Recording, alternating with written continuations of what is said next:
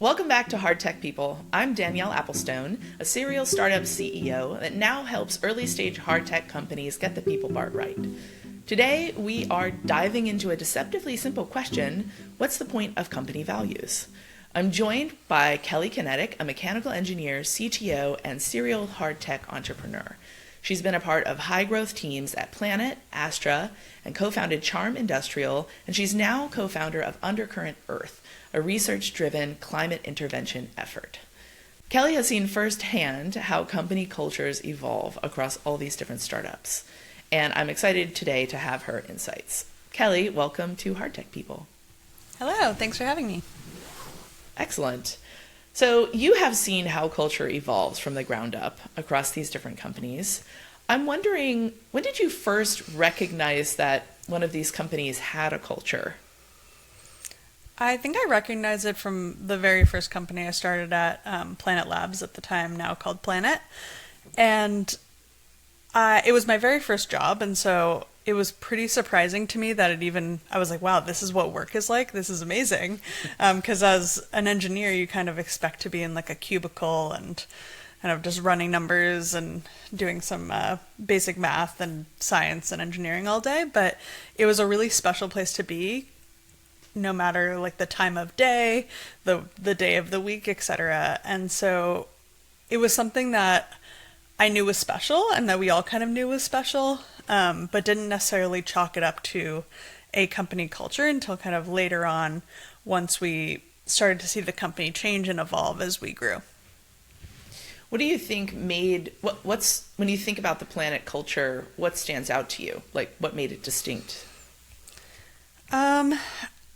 I think that the distinct part of it was how comfortable we all were with each other, comfortable to do challenging things, to try new things, to not be afraid to have conversations that might be more difficult and be able to get through those in an effort to just make the best possible satellite that we could at the time. Mm-hmm. And also just like the fun that we were having doing it.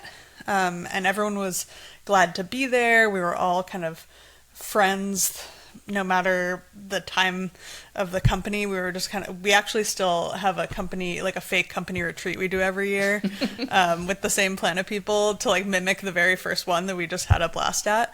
That's great. Well, I'm curious about, you mentioned when you started growing, you could sense that the company culture was changing and you wanted to hang on to it. What did you do to try to hang on to that culture? There was some amount of formalizing of the values that was kind of top down from leadership at the time.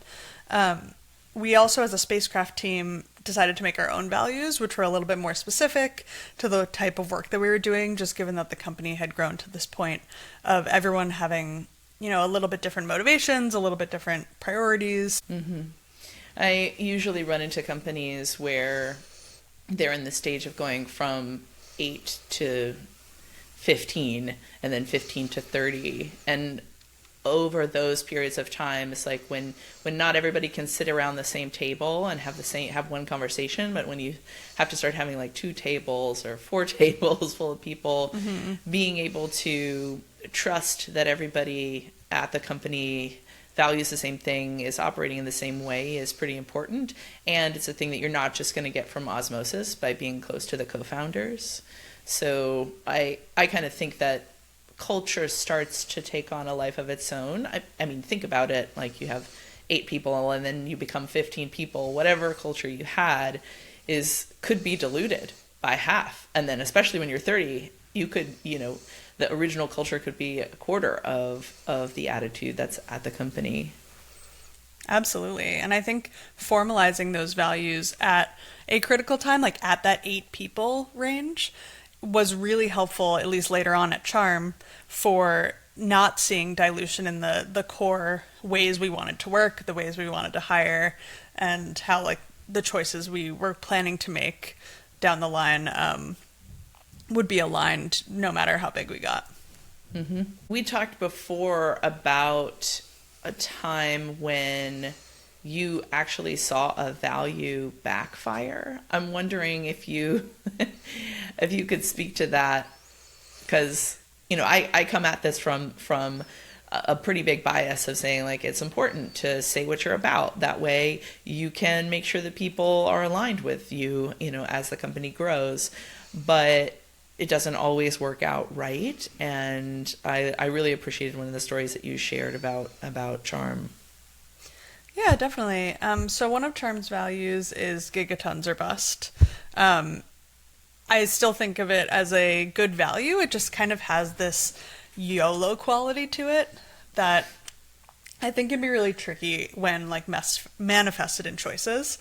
One of the things that we did at Charm was kind of try to go like really hard in the direction of a deployment of a machine that maybe was like too early for that deployment.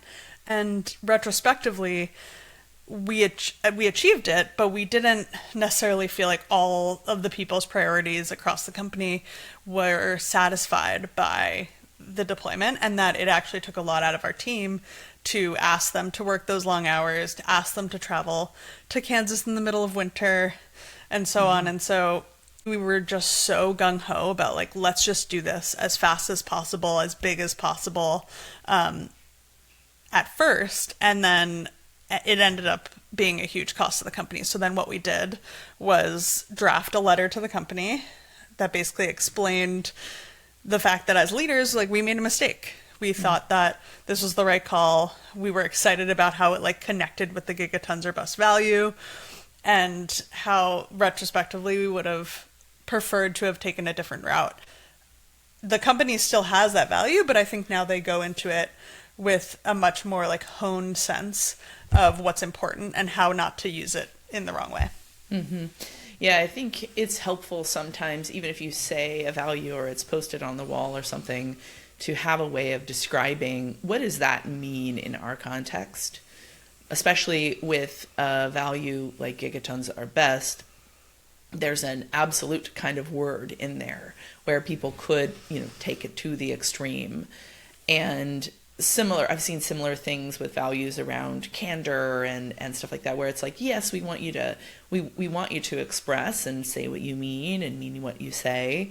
But also there's the context around it, which is like spend enough time together to connect, to have trust, such that when you deliver these messages with candor, you are properly connected and you have a relationship with the other person. So you can't just have a thing written on the wall and expect people to execute like you would do.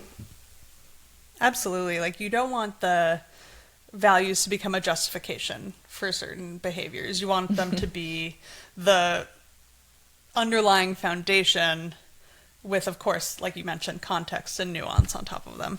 Mm-hmm. Could you talk to me about ways that you've seen values be operationalized at companies that have gone well? Definitely. I think at Charm we cared a lot about this. We didn't want the values to just kind of be the thing, like you mentioned, that was on the wall. And so we thought really critically about the choices that we would make using those values. And those, for example, included we put them into our hiring process. And so we added questions specifically in the behavioral interview that we thought touched upon the values, and we'd be able to glean from the candidates' answers whether or not they felt aligned with the values. They feel like they, in the past, have had an example of a time where they represented this value. We also do it in feedback conversations. So as we're thinking about our reviews at the 6 month or year moments, we wanted to include basically like which values is this person embodying well, which ones maybe have they had a slip up on and could embody this more. And then I think finally it's kind of operationalized in recognition of your employees. So at different times we had shout outs during all hands to recognize a value that someone had represented that week, or a story where we would document a time, like we mentioned the gigatons or bus time, where we would try to use that then to create onboarding materials for new hires so that they could come in kind of already understanding what those values mean through storytelling. Yeah, I've seen the storytelling thing work pretty well for companies when it comes to talent acquisition also. Having a book of canonical stories about, this is what excellence means at this company or something, and having a story and having people at the company be able to connect an experience that they've had with the canonical story and say like, oh yeah, this is how I've seen that value manifest in my experience. And now when I'm interviewing someone and they ask me what the culture is like, I can actually specifically talk about that value and I can illustrate it with a story from my own experience that is somewhat similar to whatever the story was in the storybook of this is the values at this company. And it's a way of having people have a personal connection to the values, which I think is also important. Yeah, totally. I think having the stories are the best way to pass on, I think, that like meaning and function of a value. You have the benefit of having been at previous companies, been CTO and co-founder of previous companies, and now you have a new company. And I'm wondering, how did you bring those past experiences with values into how you're kicking off this new company and building that culture? Our company is really small right now, so it's just me, my partner and co-founder Sean, and then our co-founder Leah. And so I think all of us came from Charm, so we have a really solid set of how we work together, and we'd worked together well in the past. So we haven't had to formalize the values. We'll see how the company goes as we move forward. It might stay pretty small, in which we'll allow it to take whatever form it takes for a while. Mm-hmm. But I think just having those conversations just be so important at Charm, be something that was like really core to who we were and how we worked together, mm-hmm. will allow us to just function well going forward. And then I think what we're doing right now, because we're working in climate interventions, is that we're really caring about like the ethics and the morals that are behind a very like controversial topic like that.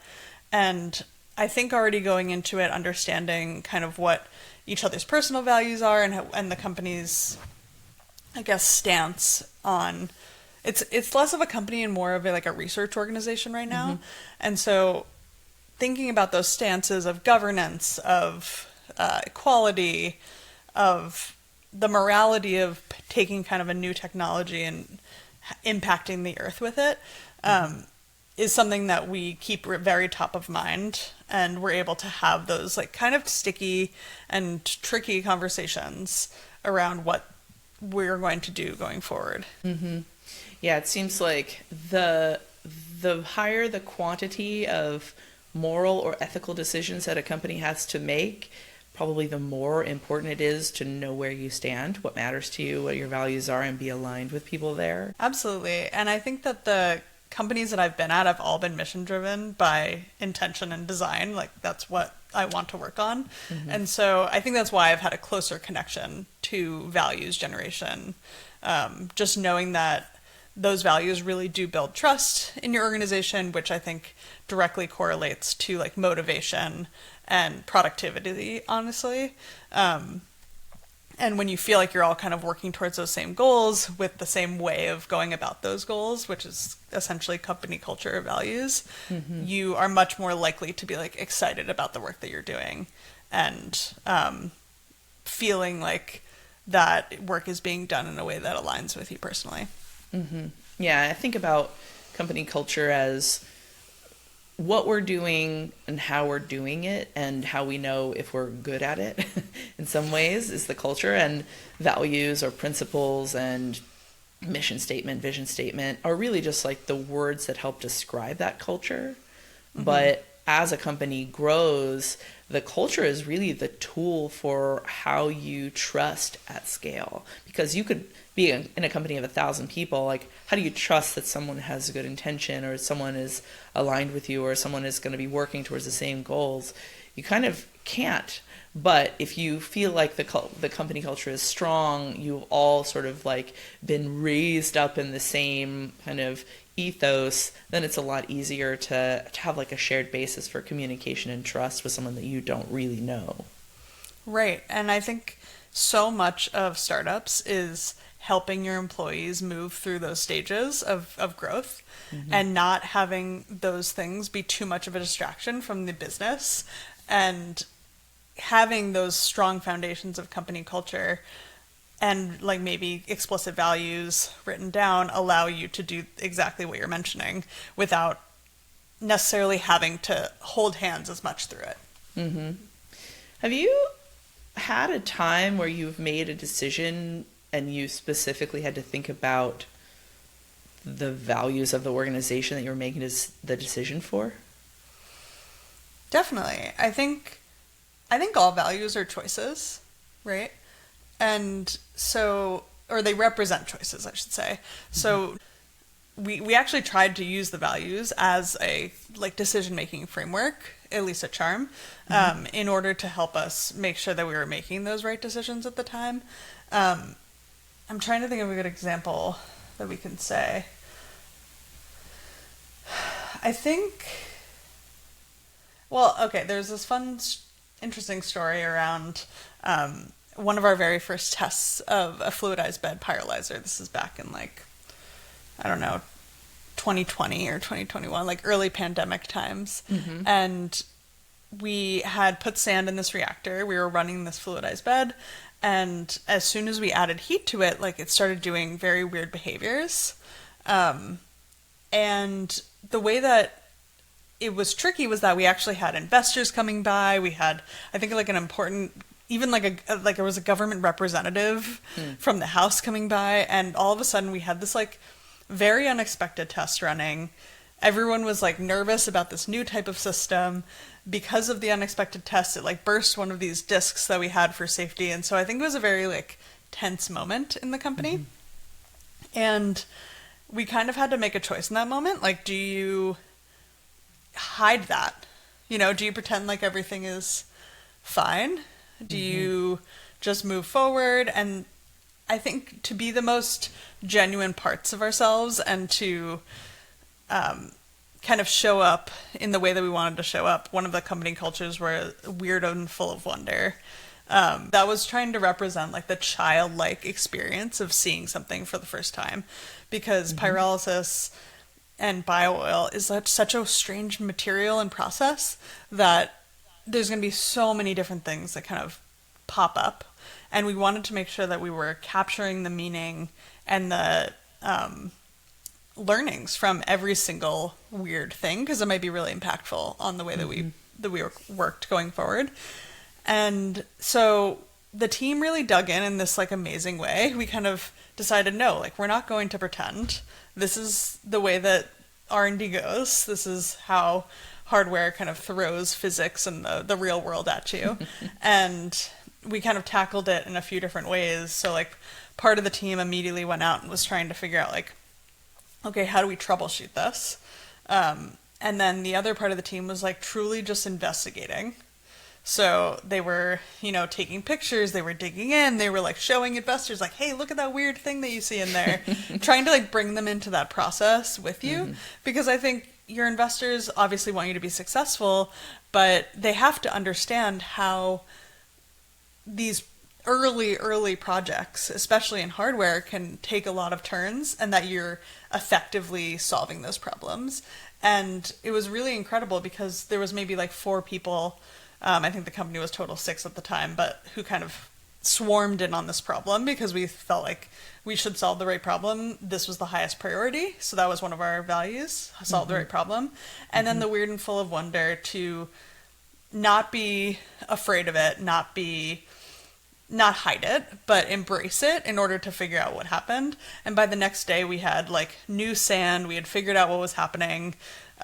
We had some amazing things for the fail jar, which turned into much more of like a fail aquarium or maybe even a fail wall. And I think we were all better off for it in the end. Yeah, I love that example. I could see how different companies with different cultures would absolutely just try to hide it, just sort of dog and pony show their way through an investor thing rather than bringing them into the wonder of what was going on and the kind of skill of the problem solving efforts that you were trying to do. Yeah, I think that's what made it really special to work there too, is that we were unapologetically looking at the problem, trying to solve it in the fastest way possible, but in the most curiosity driven way possible as well. How did you arrive at those values? Because those are pretty distinct values, which I love. I love encouraging teams to come up with values that feel like it's not just like integrity, there's something like weird and full of wonder, gigatons are best, and solve the right problem. Those feel kind of distinct as a group. I'm wondering how you arrived at those words. Totally. It was a multi-part process that took, I would say in the order of weeks to a month or two, I would say. And we wanted to be very intentional about it. We were a 6-person team at the time. We knew we were about to double, at least in size. And so first we started about just talking about this conversation. What do company values mean to us? What do we want them to achieve as a company? And started trying to find examples of values that we liked in other companies. So I have a lot of, those that I think about often.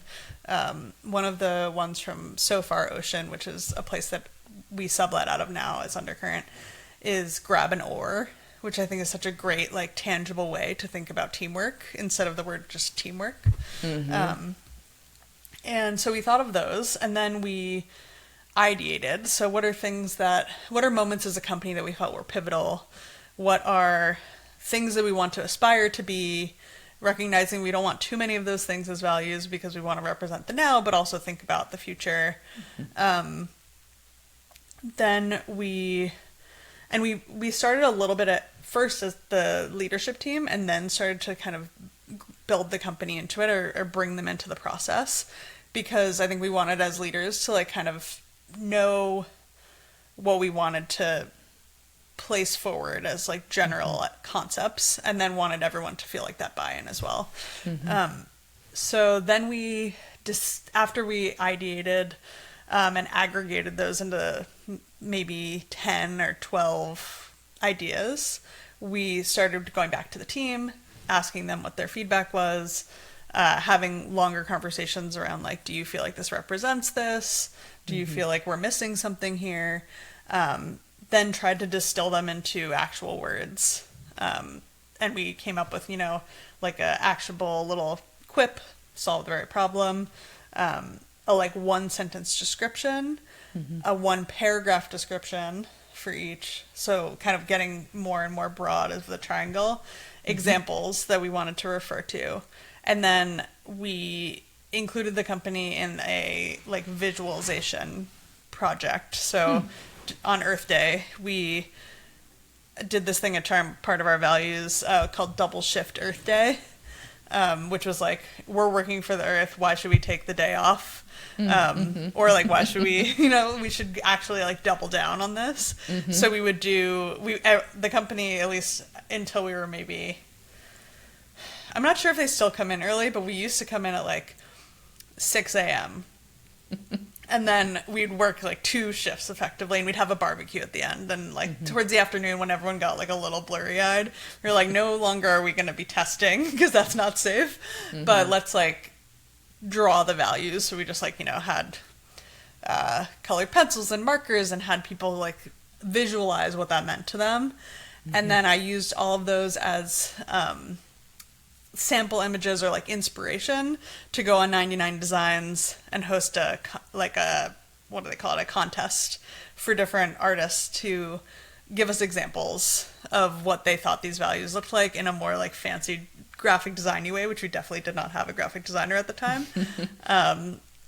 And then we kind of came back to the team, and everyone voted on what they liked and made comments on it. So it was a really fun process.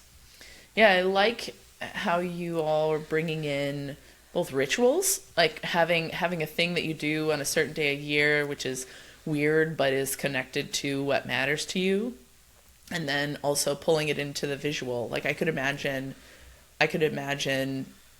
activities visuals, swag, even music. I don't know. I've never seen a company that has like a jingle, like at least a hard tech startup that has a jingle, but who knows?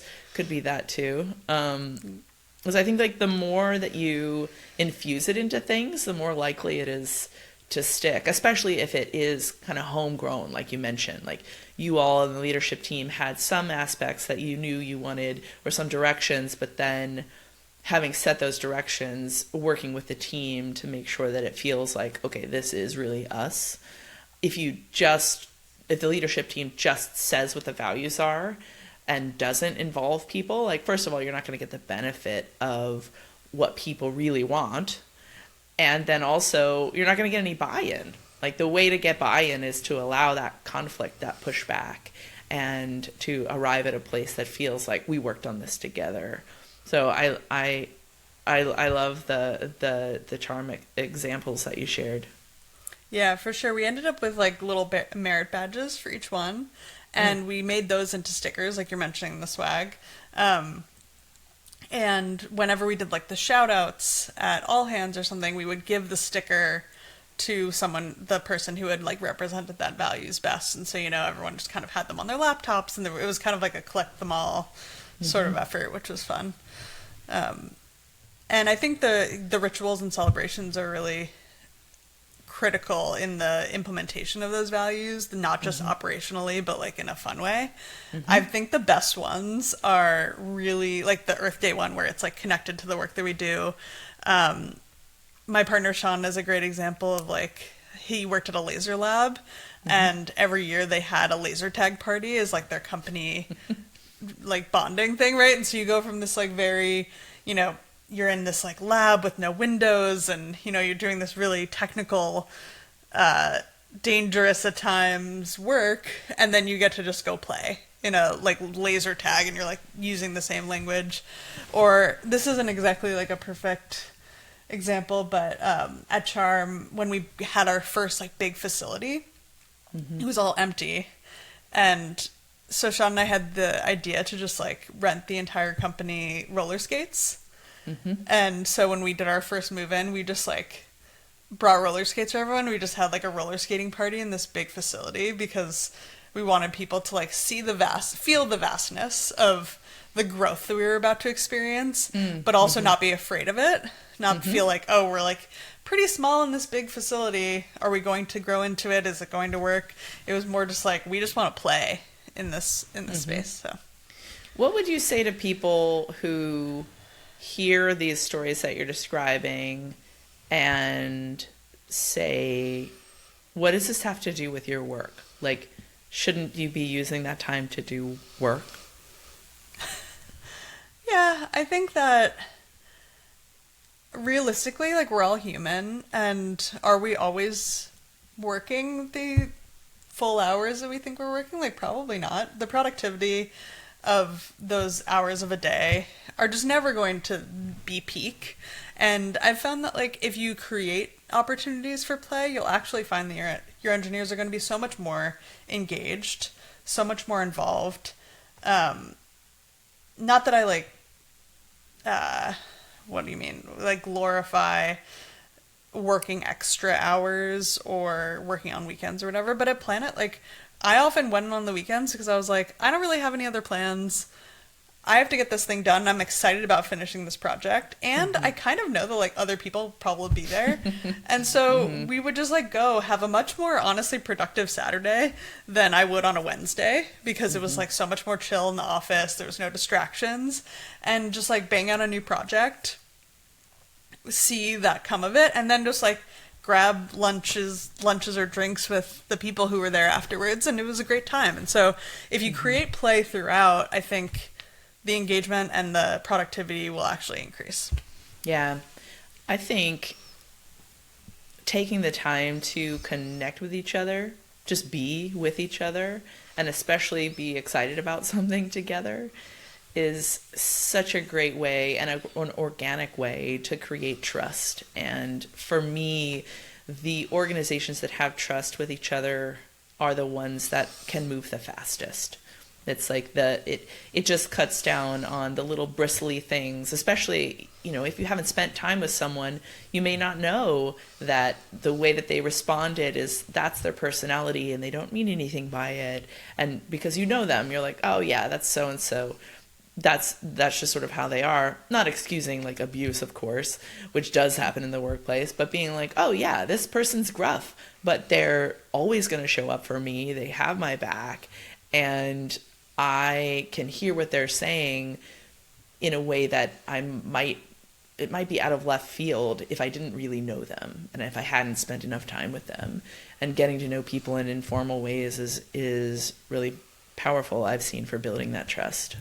Mm-hmm. I think sometimes when you go into these companies, the thought of company culture is almost associated with bias. And like, do you want to bring in people that are like us, right? And I think as operational people, or like people who are thinking about the company, like HR and the people team and the leadership, and so like obviously our intent is not to just create like a big massive group of people who think exactly the same, right? We want that diversity in all sorts of ways. And so, like you said, being able to bring in the gruff person and still have them assimilate and be trusted is important, because they might have different views. They might bring something really special to the team. And we don't just want to create this group of people who are just like, oh, we only have to work like this. We all have to be super nice. We all and I don't mean nice. Like obviously you should be kind to everyone, but we don't have to all act the same, feel the same, be the same, because that might not be genuine for people. Totally. I really admire this woman, Tanya Hinch. She's a great leader in my network, and she says like-hearted, not like-minded, which I had never heard before. It totally blew my mind. And that's, I think, what is core to this is like, oh yeah, their heart's in the right place. We are similar. We care with our hearts in a similar way, and we show up like that, but our minds are totally different. We're going to see the same problem from a bunch of different angles. And that's what really matters, is having like the minds and everybody like thinking in different ways, but our core is aligned. Like we are like-hearted as we show up in this team.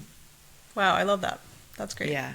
Yeah, that's a powerful one. All right, let's see. Is there anything that you feel we should have talked about that we didn't talk about when it comes to values, either the pros or the cons? I think that maybe just thinking about how values can change over time, and how as your company grows, there might be a moment where you do want to shift the values or reconsider one as a useful thing.